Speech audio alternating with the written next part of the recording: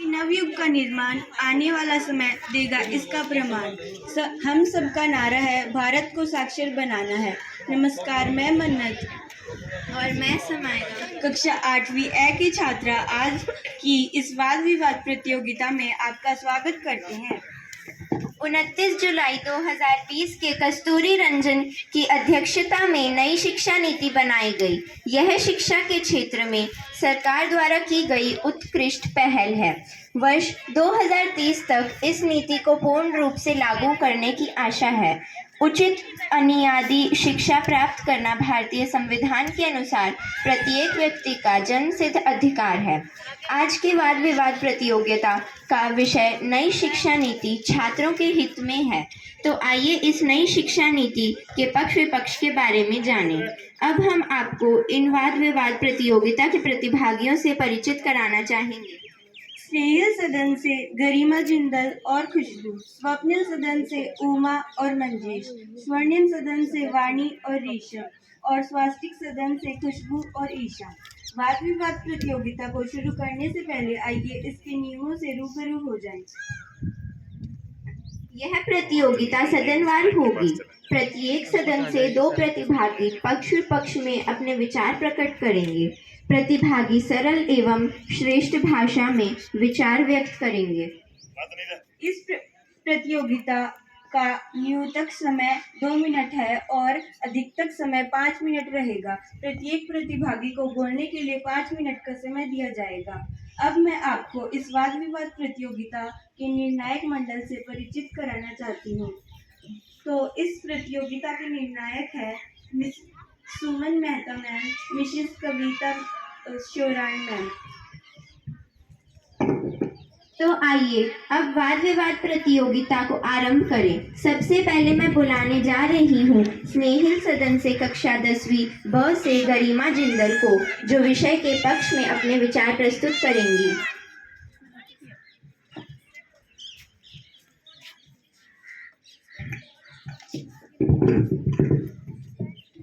शिक्षा से ही जीवन का अर्थ है। शिक्षा बिना मनुष्य जीवन व्यर्थ है। शिक्षा बिना मनुष्य जीवन व्यर्थ है। आदरणीय प्रधानाचार्य जी, शिक्षकों और यहाँ उपस्थित सभी मित्रगणों को मेरा सादर नमस्कार। मैं स्नेहिल सदन से गरिमा जिंदल कक्षा 10वीं ब की छात्रा आज के विषय नई शिक्षा नीति छात्रों के हित में के विषय में आपके सामने साझा रखने जा रही हूँ। सबसे पहले तो ये बहुत ज़रूरी है कि विषय क्या है, और हमारा आज का सबसे मुख्यतः और अहम विषय है शिक्षा। शिक्षा वह धन है जिसे न कोई चोर चुरा सकता है, न कोई धनवान खरीद सकता है और न ही कोई दुकानदार इसे बेच सकता है। यह एक ऐसा हथियार है जिससे कठिन से कठिन समस्या का भी समाधान निकाला जा सकता है। इसी बीच मुझे 2 पंक्तियां याद आ रही है कि अपनी शिक्षा को कभी व्यर्थ मत गंवाना, अपनी शिक्षा को कभी व्यर्थ मत गंवाना, इसे लेकर अपने दिल में कभी अहंकार मत लाना। शिक्षा तो रावण ने भी प्राप्त की थी, शिक्षा तो रावण ने भी प्राप्त की थी, लेकिन उसे उसका अहंकार मार गया। इतना ज्ञानी होने के बावजूद भी वह श्री राम से हार गया, श्री राम से हार गया। शिक्षा का अर्थ केवल ज्ञान प्राप्त करना या अपनी बुद्धि का विकास होना नहीं होता है, बल्कि संपूर्ण विश्व पटल पर खुद को प्रस्तुत करना भी होता है। पहले तो शिक्षा पर इतना ध्यान ही नहीं दिया जाता था। मोमबत्ती के हल्के हल्के प्रकाश में ये बच्चे पिछले ज़माने के अपने जीवन को आकार दिया करते थे, लेकिन आज हम बड़ी बड़ी ट्यूबलाइट्स में एसी चलाकर आराम से पढ़ रहे हैं। यह हमारी खुशनसीबी है। पहले शिक्षा पर इतना ध्यान नहीं था, न सरकार ने कोई नीति बनाई थी और न ही अभिभावक अपने छात्रों पर शिक्षा को लेकर किसी प्रकार का दबाव डाला करते थे। लेकिन आज सरकार ने इतनी नीतियां बना दी है, इतने कोर्स निकाल दिए हैं कि बच्चा जहां चाहे वहां अपना भविष्य बना सकता है। लेकिन आजकल कंपटीशन भी बहुत बढ़ गया है, जिससे बच्चा आवसादग्रस्त होता जा रहा है। उस पर शिक्षा का इतना दबाव है कि वह अपने साधारण वातावरण से परिचित होता जा रहा है। ऐसे में सरकार ने नई शिक्षा नीति 2020 को लागू किया। मैं इसका पूर्ण रूप से समर्थन करती हूँ। इसमें बच्चे ने चाहे कोई भी धारा ली हो, वह अपने इच्छा अनुसार किसी भी विषय की पुस्तक को पढ़ सकता है। उस वक्त उस पर यह दबाव नहीं रहेगा कि जिस धारा को उसने चुना है उसी विषय की पुस्तकें वो पढ़ सकता है या फिर उसी में अपना भविष्य बना सकता है। स्कूली व उच्च शिक्षा के छात्रों के लिए संस्कृत व अन्य भाषाओं का भी विकल्प रहेगा, जिससे छात्र अन्य देश की भाषाओं का भी आवरण कर पाएगा। यह 10+2 सिस्टम को 5+3+3+4 की संरचना में ढाल देता है, जिसमें 12 साल की स्कूली शिक्षा और 3 साल की प्री स्कूलिंग होती है। ये नई शिक्षा नीति का मुख्य उद्देश्य एक बच्चे को कोशिश करना ही नहीं है, बल्कि जिस क्षेत्र में वह रुचि रखता है उस तरफ प्रशिक्षित करना भी है। शिक्षा प्रणाली में हमारा देश सर्वश्रेष्ठ रहा है। जितने भी डॉक्टर्स, इंजीनियर्स दूसरे देश में काम कर रहे हैं, सभी भारत से ही गए हुए हैं। हमारा शिक्षा विभाग इतना मजबूत है कि कमजोर से कमजोर छात्र को भी इतना बेहतर बना दिया जाता है कि वह बड़ा होकर एपीजे अब्दुल कलाम, महात्मा गांधी, इंदिरा गांधी और कल्पना चावला जैसी महान व्यक्तित्व का आदर्श बनता है। इसी बीच कुछ लोगों के मन में यह सवाल उठ खड़े होते हैं कि क्या ये नई शिक्षा नीति इनके हित में है, क्या ये इनके लिए सही है, क्या इनसे छात्रों को कोई नुकसान हो सकता है। मेरे पास इन सब का यही जवाब है कि हर झूठ बोलने वाला इंसान झूठा और हर बात सच्ची नहीं होती।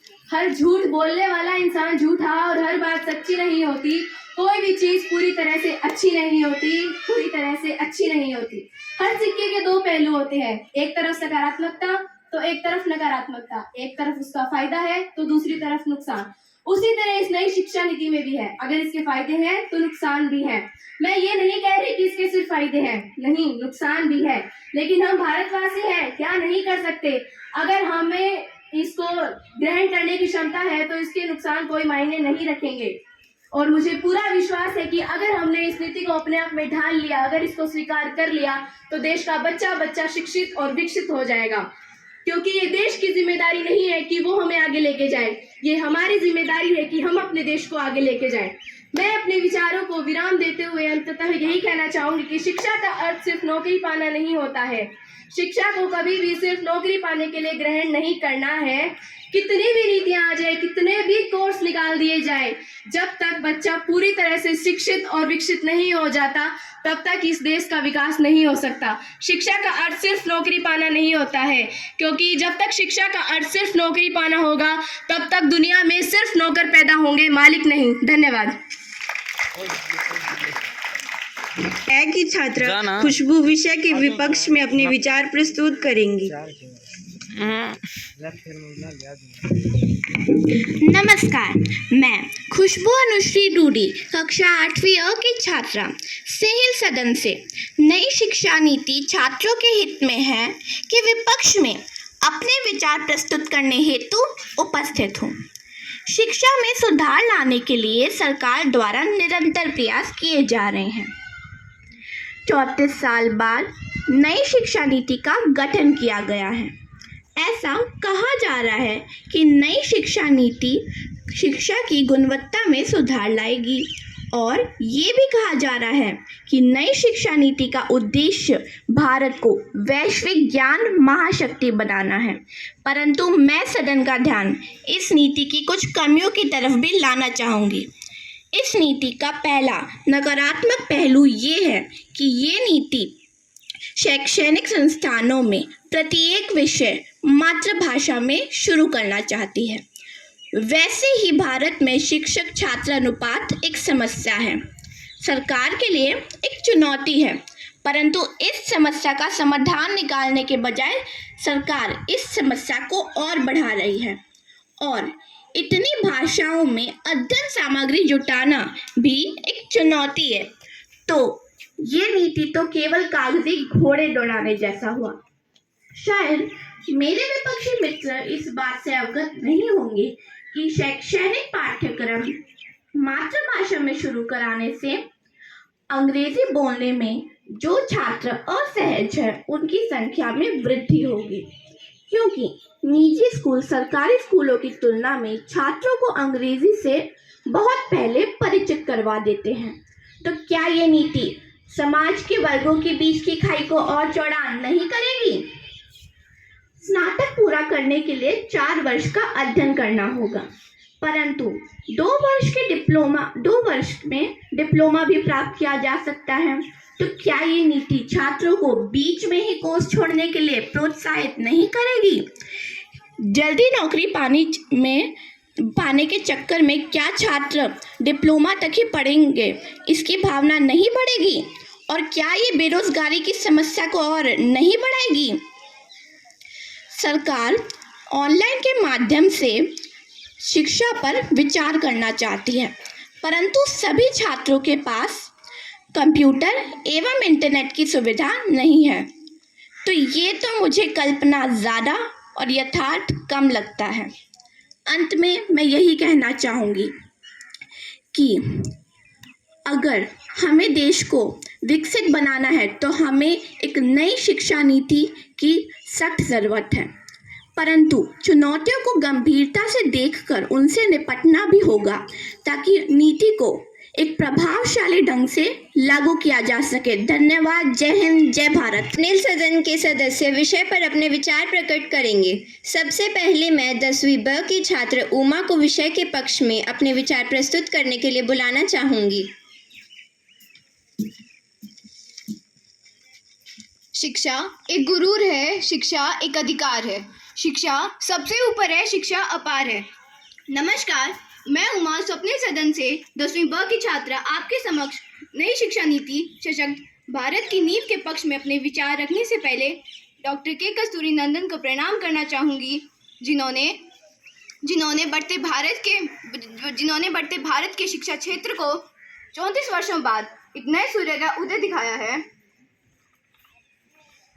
नई शिक्षा नीति के तहत कई नीतियाँ बड़ी दूरगामी हैं। नई शिक्षा नीति मातृभाषा में विषय को समझना, प्रयोग कर एवं कौशल को प्राथमिकता देना कोई छोटी बिंदु नहीं है। ये भारत के बढ़ते नई शिक्षा नीति को उत्प्रेरित करते हैं। नई शिक्षा नीति के तहत विद्यार्थी के शिक्षा काल को 5+3+3+4 भागों में बांटा गया है, जिससे किसी भी विषय को बड़ी सरलता पूर्वक समझा जा सकता है। मान्यवर, इसी से जुड़ा पहला मुद्दा मैं बोर्ड परीक्षाओं पर उठाना चाहूंगी और उनसे पूछना चाहूंगी कि क्या तुम्हें कभी अपनी बोर्ड परीक्षाओं की चिंता नहीं हुई? यह तो संभव ही नहीं है, क्योंकि पुरानी तुनाड़ी में जहां एक तरफ एक छात्र को अच्छे अंक लाने का दबाव बना रहता है, वहीं दूसरी ओर अपने भविष्य को लेकर कश्मकश। इसी कश्मकश को ध्यान में रखते हुए बोर्ड पैटर्न को सरल किया गया है। मूल्यांकन को 360 डिग्री से करने की कोशिश की गई है, जिससे एक विद्यार्थी के ज्ञान के साथ साथ हम उनके व्यवहारों का भी मूल्यांकन कर पाएंगे। एक विद्यार्थी अपना आत्म मूल्यांकन कर अपनी अभिरुचि के अनुसार किसी भी विषय को चुन सकता है। मान्यवर, क्या ये सही नहीं है? वाह, यह सोच तारीफ के साथ साथ तालियों के भी काबिल है। और किसी मशहूर इंसान ने सत्य ही कहा है कि गलत दिखाते हैं फिल्मों में कि रट कर हो रहा है बच्चों का सिलेक्शन। IIT में रेंचो आते हैं रेंचो, चतुर का तो हो रहा है रिजेक्शन। श्रोतागण ध्यान दें, क्योंकि अब मैं शिक्षा नीति के महत्व को एक छोटे से देश जापान के विकास के साथ जोड़ना चाहूंगी, जिसने अपनी तकनीक, कौशल एवं शिक्षा के बल पर एक विकसित देश का दर्जा प्राप्त किया है। क्या जूरी और श्रोतागण मेरी इस बात से सहमत नहीं है? यह देश उस फलदायी वृक्ष के समान है जिसकी जड़ें अत्यंत गहरी एवं मजबूत है। तकनीक और कौशल के बल कोई छोटी बिंदु नहीं है। यहाँ उन विद्यार्थियों को ध्यान में रखा जाता है जो ज्यादा अच्छे अंक न प्राप्त करके भी बहुत कुछ कर सकते हैं। और वो कहते हैं ना, हाथ न हो पैर न हो तब भी इंसान कुछ कर सकता है, परंतु मन टूट जाने पर वह कुछ भी नहीं कर सकता। और यहाँ मन जोड़ने की बात कही गई है, और मैं श्रोतागण के पूर्ण विश्वास से ये बात कह सकती हूँ कि वह सब मेरी बात से सहमत होंगे। नई शिक्षा नीति के तहत दिन प्रतिदिन के छोटे छोटे कार्यों को भी बड़ा महत्व दिया गया है, जिससे रोजगार के नए अवसर उत्पन्न होंगे, उद्योगों को बल मिलेगा एवं भारत का अंतर्राष्ट्रीय व्यापार बढ़ेगा, जो कहीं न कहीं निर्यात को बढ़ाकर आयात को कम कर देगा। और हमारे माननीय प्रधानमंत्री श्री नरेंद्र मोदी जी की सोच भी कुछ इसी तरफ है। वे भारत को एक ऐसा बड़ा फलदायक वृक्ष बनाना चाहते हैं जो उनके संकल्प सबकी सोच, सबका विकास, सबका साथ, सबका विकास एवं आत्मनिर्भर भारत को भी प्रोत्साहित करेगा। नई शिक्षा नीति एक नया सवेरा लेकर आई है जो हर भारतीय छात्र को अपनी पहचान अपने क्षेत्र या अपने देश तक ना सीमित रहकर पूरे विश्व में अपनी छाप छोड़ने का रास्ता देती है, वह हमें यह भी समझाने का पूर्ण प्रयास करती है कि बेटा काबिल बनो काबिल, कामयाबी तो झक मार के तुम्हारे पीछे आएगी। धन्यवाद। सदन से कक्षा 9वीं ए से मंजेश विषय के विपक्ष में अपने विचार प्रस्तुत करेंगे।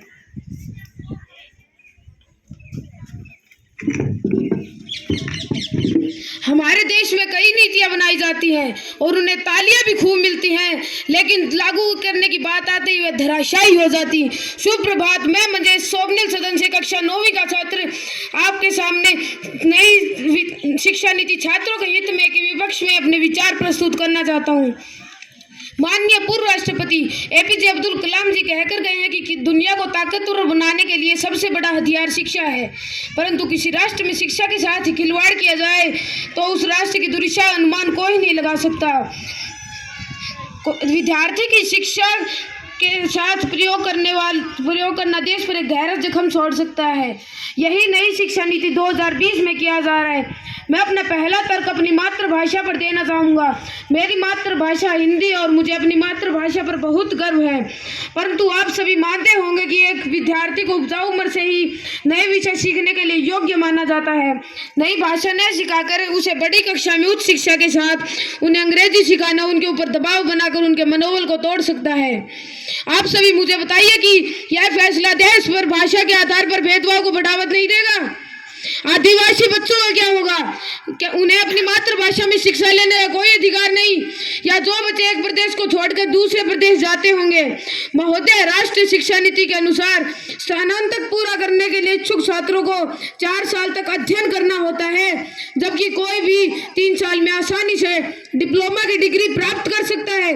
यह छात्र को बीच में ही कोर्स छोड़ने के लिए प्रोत्साहित करता है। इस नई शिक्षा नीति आर्थिक रूप से कमजोर वर्ग वाले छात्रों का कोई जिक्र नहीं है, जिसमें वे इंजीनियरिंग, IIT, IIM और अन्य सिविल सर्विसेज की तैयारी कर सके, और छात्रों के स्किल डेवलपमेंट को भी कुछ खास तवज्जो नहीं दी गई, जिसमें वो तकनीकी शिक्षा ले सकें। ना ही विश्वविद्यालय और महाविद्यालय खोलने का जिक्र किया गया। बच्चों की पढ़ाई में 3 साल बढ़ा दिए गए, जिसमें प्ले, नर्सरी, KG की कक्षाएं शामिल है, और ये हर स्कूलों में अनिवार्य कर दिया गया, जो प्राइवेट स्कूलों को अरबों का व्यापार देगा और गरीब माता पिता को बोझ। हमारे देश में ऐसी कई नीतियां बनाई जाती हैं जिसका परिणाम हम भुगत चुके हैं, और आज की युवा पीढ़ी को कई ठोकरें खानी पड़ेंगी जब जाके वे शिक्षा प्राप्त कर सकेंगे। नई शिक्षा नीति 2020 पूरी तरह से विदेशी बनाने की कोशिश की गई है, परंतु क्या हमारे स्कूल कॉलेजों को हमारा देश अपनाने के लिए तैयार है, या कुशल अध्यापक लाने की बातें की जा रही हैं? और वर्तमान स्थिति में देखिए जनाब, यहाँ तो छात्र शिक्षक अनुपात ही सही नहीं हो पा रहा है। वैकेशनल कोर्स लाएंगे, मातृभाषा में पढ़ाएंगे, सब्जेक्ट कोर्सेज खोल दिए जाएंगे, और इस तरह अनेक बच्चे नाव पर सवार होकर डूब जाएंगे। आज तक हमारे देश में शिक्षा क्षेत्र के GDP के 3% से ज्यादा योगदान नहीं हो रहे, और अचानक 6% होने के दावे किए जा रहे हैं। दावे पर दावे, दावे पर दावे, दावे पर दावे ही करते रह गए जनाब। जिस प्रकार 5 उंगलियां एक बराबर नहीं होती, उसी प्रकार एक नीति से विदेशों में लागू नहीं हो सकती। मैं सरकार से एक दरख्वास्त करना चाहूंगा कि देश की वर्तमान स्थिति को देखकर जो भी नीतियां बनाए वो और सोच समझ कर और सहज कर बनाए। और लास्ट में मैं 2 लाइन कहना चाहूंगा, शिक्षा एक वरदान है, शिक्षा एक वरदान है। इसको पाने की ख्वाहिश में हजारों निधि बलिदान है, हजारों निधि बलिदान है। धन्यवाद।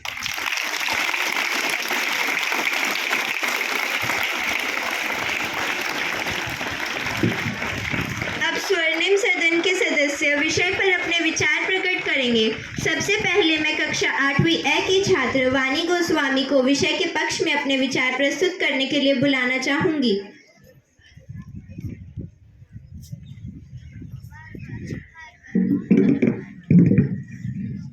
परम सम्मान्य उप प्रधानाचार्य जी, सम्मान्य शिक्षकगण एवं मेरे प्रिय सहपाठियों, सुप्रभात। मैं वानी स्वर्णिम सदन से कक्षा 8वीं की छात्रा आज के वाद विवाद प्रतियोगिता के विषय नई शिक्षा नीति छात्र के हित में है के पक्ष में अपने विचारों के साथ प्रस्तुत हूँ।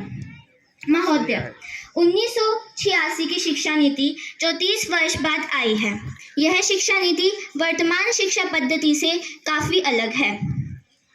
एक महत्वपूर्ण बदलाव जो हमारा ध्यान आकर्षित करता है वो है 10+2 के ढांचे को बदलकर उसके स्थान पर 5+3+3+4 के ढांचे में परिवर्तित करना। इसे हम यूँ भी समझ सकते हैं कि पहले 5 को ले तो पहले 3 वर्ष पूर्व प्राथमिक यानी आंगनबाड़ी, शेष 2 वर्षों में छात्र कक्षा पहली और दूसरी की शिक्षा प्राप्त करेगा। उसके पश्चात हम 3 को ले तो छात्र कक्षा तीसरी, चौथी और 5वीं की शिक्षा प्राप्त करेगा। उसके पश्चात 3 को ले तो मध्यम वर्ग यानी छात्र कक्षा 6ठी से लेकर 8वीं की शिक्षा प्राप्त करेगा।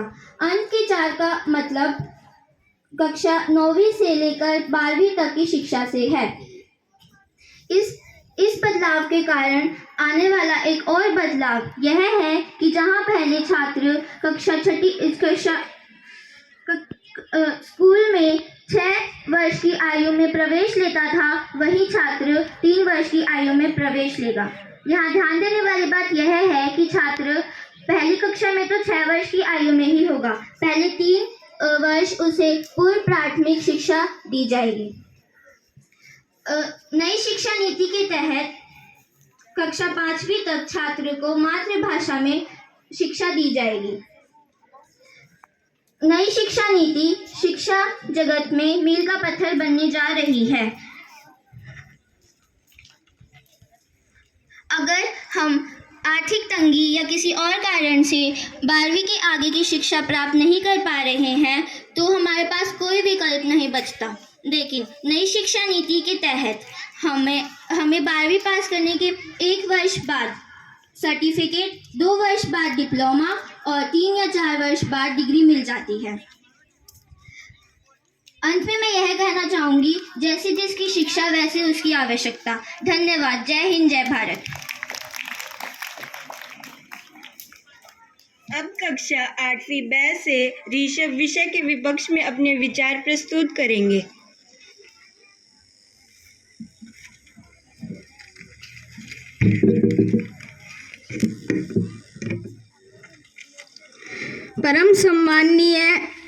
परम सम्माननीय उप प्रधानाचार्य जी, सम्माननीय शिक्षकगण एवं मेरे सहपाठियों, नमस्कार। मैं स्वर्णिम सदन से ऋषभ, कक्षा 8वीं का छात्र, आज आपके समक्ष नई शिक्षा नीति छात्रों के हित में है के विपक्ष में अपने विचारों के साथ उपस्थित हूँ। साथियों, मेरे योग्य साथी ने अभी बताया कि बच्चे 1ली से 5वीं तक की कक्षा या संभवतः 8वीं तक की कक्षा अपनी मातृभाषा के माध्यम से ही प्राप्त करेंगे। किंतु मेरा मत यह है कि जब बच्चा प्राथमिक कक्षाओं को पास कर आगे बढ़ेगा और उन्हें आगे की कक्षाओं में हिंदी या अंग्रेजी माध्यम में पढ़ाया जाएगा, तब क्या वे उसे सही ढंग से समझ पाएंगे और या उच्च कक्षाओं में वे अंग्रेजी माध्यम के छात्रों के साथ प्रतियोगिता कर पाएंगे। इसके अलावा एक प्रश्न यह भी उठता है कि क्या स्थानीय या मातृभाषा माध्यम में पर्याप्त और गुणवत्तापूर्ण शिक्षण सामग्री उपलब्ध होंगे।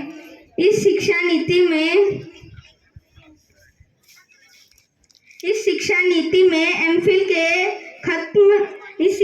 में एमफिल को खत्म कर सीधे पीएचडी की बात की जा रही है। इससे शोध की गुणवत्ता पर असर पड़ेगा। इस शिक्षा नीति में जहां ग्रेजुएशन में सरकार मल्टी एंट्री एग्जिट की बात कर रही है, वहीं पीएचडी के लिए लंबा प्रोसेस बनाने जा रहे हैं। भारतीय परिस्थितियों में किसी भी छात्र के लिए 7 सालों तक पीएचडी करना संभावित है। यह असल रूप में धन और समय दोनों की बर्बादी होगी। धन्यवाद।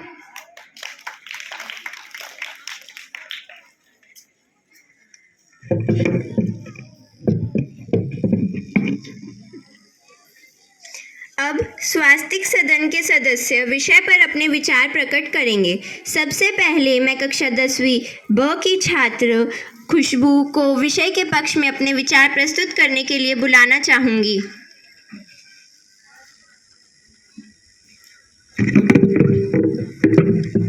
ज्ञान से बड़ा कोई दान नहीं और गुरु से बड़ा कोई दानी नहीं। नमस्कार, मैं खुशबू कक्षा 9वीं 10वीं ब की छात्र आपके सामने स्वास्तिक सदन से अपने विचार व्यक्त करने जा रही हूँ। सबसे पहले मैं देश की सीमा पे खड़े हर उस फौजी को नमन करना चाहूँगी जिनके कारण आज हम स्वतंत्र और निडर होकर हर कार्य को करने में निपुण हैं। कहते हैं कि शिक्षित भारत ही संपूर्ण और विकसित भारत का निर्माण करता है, लेकिन यह समझना जरूरी है कि शिक्षित भारत के निर्माण की जो चुनौतियां हैं उनसे हम कैसे लड़ेंगे।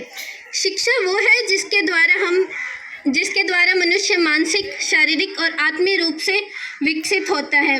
मैं नमन करना चाहूँगी डॉक्टर राधे कृष्ण को, जिनके जन्म दिवस को आज हम शिक्षक दिवस के रूप में बनाते हैं, और हर उस शिक्षक को जो हमें ज्ञान का मार्गदर्शन कराता है। नई शिक्षा नीति विद्यार्थी की आत्म क्षमताओं पर निर्भर है। ये उनके सीखने की प्रक्रिया पे है, ना कि रटने की प्रक्रिया पे। इसकी चर्चा जनवरी 2015 में की गई थी और इसकी रिपोर्ट 2017 में जारी कर दी गई थी। ये अंतिम बार 1986 में लागू की गई थी और केंद्र सरकार द्वारा 34 साल बाद 21वीं सदी में दोबारा लागू की गई है। मान्यवर, मैं पूछना चाहूँगी कि क्यों नई शिक्षा नीति जारी करने में इतना विलम्ब, जबकि 10 साल में तो न जाने क्या क्या बदल आना चाहिए, तो इसमें इतना विलम्ब क्यों? 29 जुलाई 2020 में नई शिक्षा नीति अस्तित्व में आई थी और 2030 तक को इसे सब जगह लागू कर दिया जाएगा। 10+2 के मापक को 5+3+3+4 के मॉडल द्वारा बदल दिया गया है। यह कुछ इस प्रकार है। स्टार्टिंग की 3 साल फाउंडेशनल स्टेज, प्रारंभिक में 3वीं से 5वीं कक्षा का गठन होगा, मध्य में 6वीं से 8वीं का और माध्यमिक में 9वीं से 12वीं का। अब परीक्षाएं सिर्फ 3 बार